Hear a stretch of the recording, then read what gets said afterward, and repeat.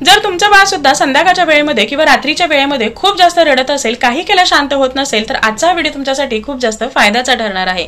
कारण या व्हिडिओमध्ये आपण जाणून घेणार आहोत बाळाच्या अशा रडण्यामागची काही महत्त्वाची कारणं आणि त्यावरती उपाय, जेणेकरून आई आणि बाळ या दोघांसाठी सुद्धा हा जो काही विश टाइम आहे हा अगदी आरामदायी आणि शांतपणे पार पडायला मदत होईल. नॉर्मली बाळाचा अशी जी काही स्टेज आहे ही जन्मानंतर 2ऱ्या ते 3ऱ्या आठवड्यापासून सुरू होते आणि याचा पीक टाइम असतो 6वा ते 8वा आठवडा. आणि हे कुठेपर्यंत चालू राहतं? जोपर्यंत बाळ 3 ते 4 महिन्याचा होत नाही तोपर्यंत.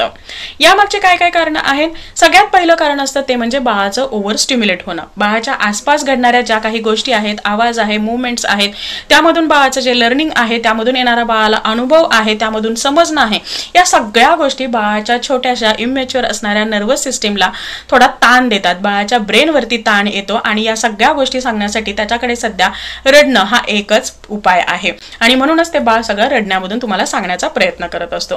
दुसरी गोष्ट असते ते म्हणजे बाळाचं खूप जास्त थकणं. नॉर्मली आपल्याला वाटतं की बाळाला काय काम आहे, फक्त दूध प्यायचं आहे, सुशी करायची आहे आणि झोपायचं आहे, परंतु ही कामं सुद्धा बाळासाठी खूप जास्त आहेत.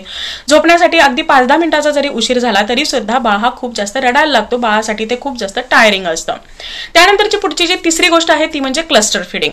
या अगोदरच्या एका व्हिडिओमध्ये सुद्धा मी सांगितलं होतं की 6 ते 8 आठवड्याच्या दरम्यान बाळ हा क्लस्टर फिडिंग वरती स्विच होतो. म्हणजे बाळाला थोड्या वेळाने आईच्या जवळ जायचं असतं किंवा बाळाला फीड हवं असतं.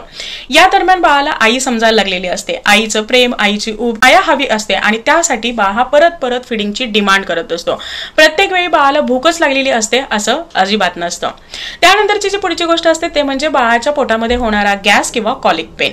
90% लहान बाळांना इव्हिनिंगच्या वेळी कॉलिक पेनचा त्रास होतो, म्हणजे बाळाच्या पोटामध्ये दुखायला लागतं किंवा गॅसचा त्रास होतो. त्याच कारणामुळे बाळ हा इव्हिनिंगच्या वेळेमध्ये थोडासा जास्त चिडचिड करतो किंवा रडायला लागतो. याशिवाय बाळाला कम्फर्ट सुद्धा हवा असतो आणि म्हणूनच बाळ हा रात्रीच्या वेळी किंवा संध्याकाळच्या वेळी थोडा जास्त रडतो.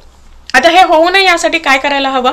सगळ्यात पहिली खूप महत्त्वाची गोष्ट म्हणजे जेवढं शक्य होईल तेवढं तुम्हाला बाळाला जवळ घ्यायचं आहे, स्किन टू स्किन कॉन्टॅक्ट द्यायचा आहे, बाळाला तुमचा क्वालिटी टाइम देण्याचा ट्राय करायचा आहे.